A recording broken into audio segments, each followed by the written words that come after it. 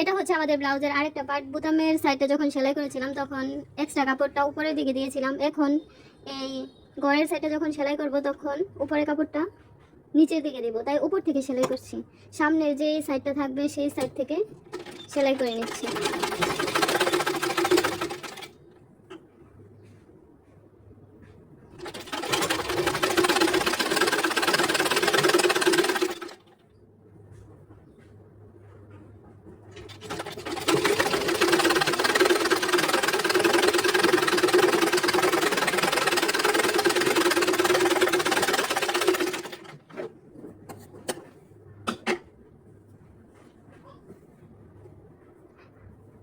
Extra কাপড়টা যে আছে ওটার সাথে আরো একটা সেলাই দিয়ে দিচ্ছি, যাতে সেলাইটা খুব বেশি সুন্দর হয়।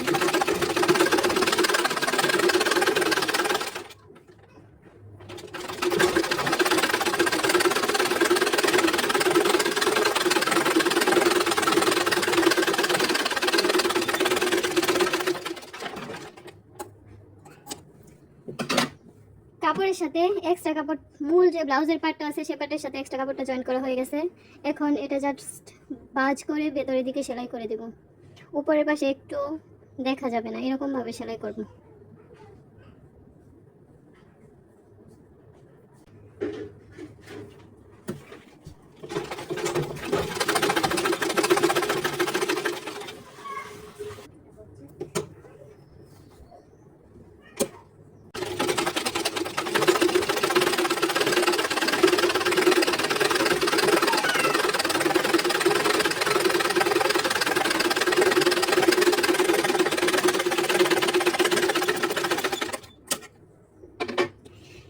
এই হচ্ছে আমাদের পরবর্তী পার্ট, যে পার্টটা আমরা রেখে দিয়েছিলাম পরে সেলাই করব বলে। কেন জানি মনে হয়েছে গলার কাপড়টা সেলাই করা হয়নি বলে আমার বুতামের গলাটা সেলাই করা সুন্দর হয়নি, তাই এখন সবার প্রথমে গলার কাপড় এক্সট্রা যে কাপড়টা আছে সেটা সেলাই করব।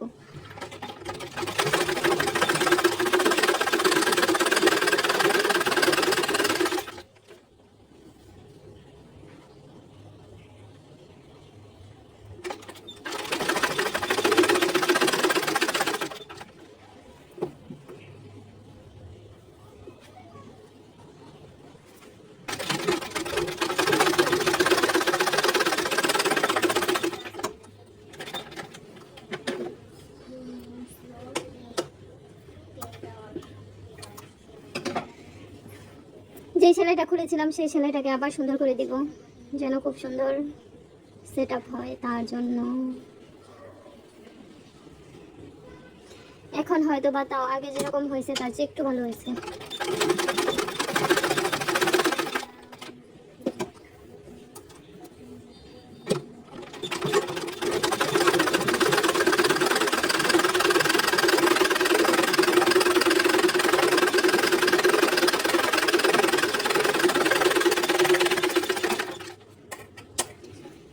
কাজ করার ক্ষেত্রে একটাই সমস্যা, নিজের কাছে যদি ভালো না লাগে তাহলে সেই কাজটা রাখি না, সেটা আবার প্রথম থেকে খুলে আবারও সেলাই করি।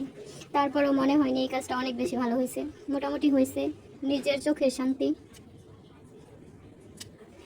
এই হচ্ছে আমাদের একটা পার্ট, আর এই হচ্ছে আমাদের আরেকটা পার্ট। এই পাশে আমরা এই পাশে বুতামের গড় সেট করব, আর এই পাশে বুতাম সেট করব।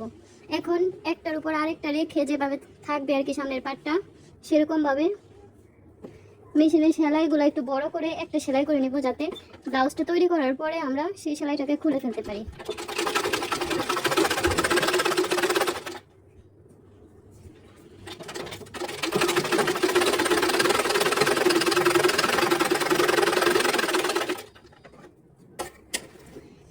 আমাদের সামনের পাটটা একদম রেডি। এখানে গলা আর সেলাই করতে হবে না, শুধু যে সেলাইটা দিলাম এই সেলাইটা খুলে আমরা এখানে বোতামগুলো সেট করে নেব।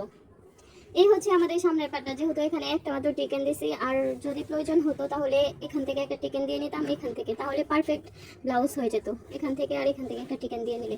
কিন্তু যেহেতু মালিক পছন্দ করে না তাই দেওয়া হয়নি। এই ছিল আমাদের আজকের ব্লাউজের সামনের পার্টের সম্পূর্ণ ভিডিওটা।